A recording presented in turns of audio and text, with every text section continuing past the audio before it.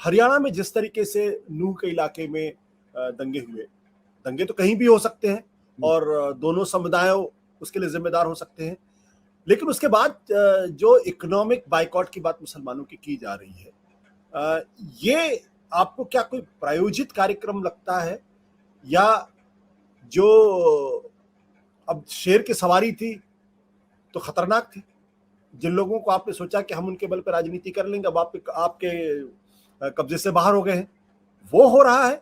क्योंकि बार बार ये कहा जा रहा है कि महापंचायत हो रही है, हम उसकी परमिशन नहीं दे रहे। महापंचायत हो गई बिना परमिशन के, पुलिस ने कोई एक्शन नहीं लिया उन लोगों के खिलाफ। जो लोग बंदूक लहरा रहे थे, पुलिस उनके साथ खड़ी हुई थी, कोई एक्शन नहीं लिया जा रहा।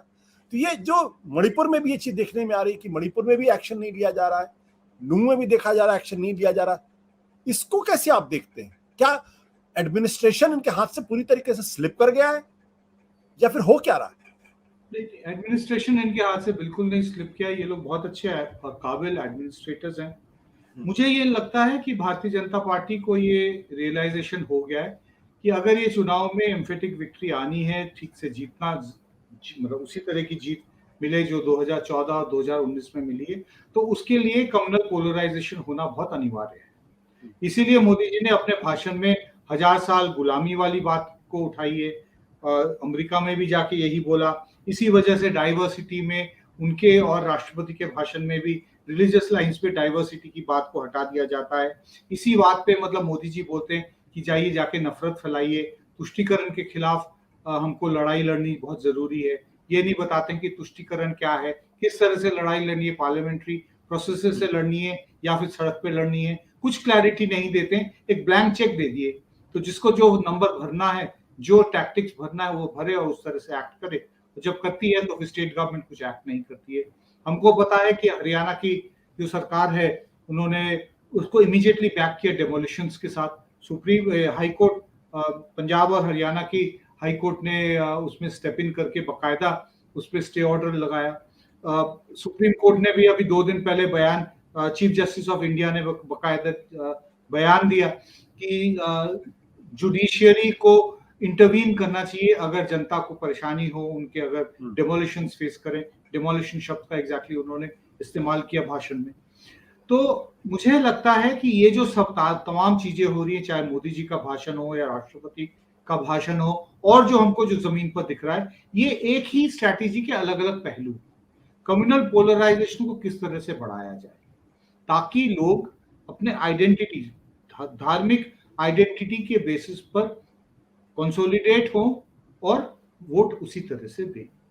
ये खतरा हिंदुस्तान के सामने बहुत है, क्योंकि अगर पोलराइजेशन हो जाएगा तो ऐसा नहीं है कि शांति से पोलराइजेशन होगा, तो बहुत अशांति हमको देखने पड़ेगी। ये सबसे बड़ी समस्या है और मेरे को लगता है कि हिंदुस्तान के सामने सबसे बड़ा खतरा है।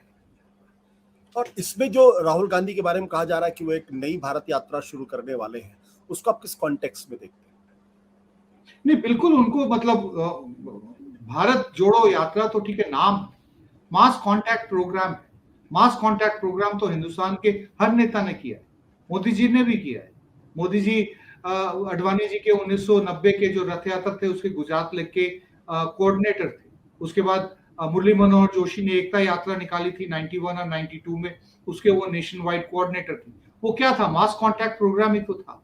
तो अगर रूलिंग पार्टी के इतिहास में मास कांटेक्ट प्रोग्राम रहा है, भारतीय जनता पार्टी ने मास कांटेक्ट प्रोग्राम किया है, कितने अनेक आपको प्रोग्राम यात्राएं दिखेंगी जिसमें मोदी जी ने शामिल हुआ है, तो दूसरे पार्टी के नेताओं को बिल्कुल करना चाहिए।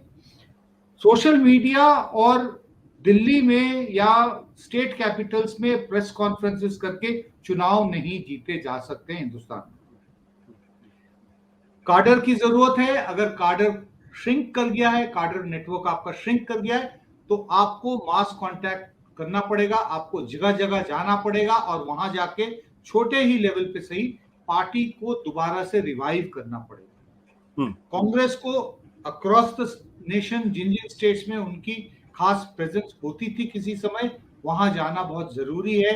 उनके टॉप नेता को जाना जरूरी है, चाहे उनके अध्यक्ष मल्लिकार्जुन खड़गे जी जाएं या राहुल गांधी जाएं या प्रियंका गांधी जाएं, जो भी, शशि थरूर, कोई भी जाना चाहे जाए।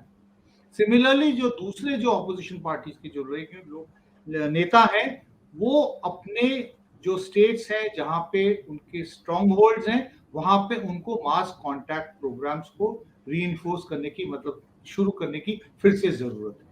वो चाहे अखिलेश यादव उत्तर प्रदेश में हो या चाहे तेजस्वी यादव बिहार में हो, कोई कॉम्प्लेसेंट नहीं हो सकता है, क्योंकि भारतीय जनता पार्टी के पास सबसे बड़ा नेटवर्क और सबसे ज्यादा रिसोर्सेस उनके पास है।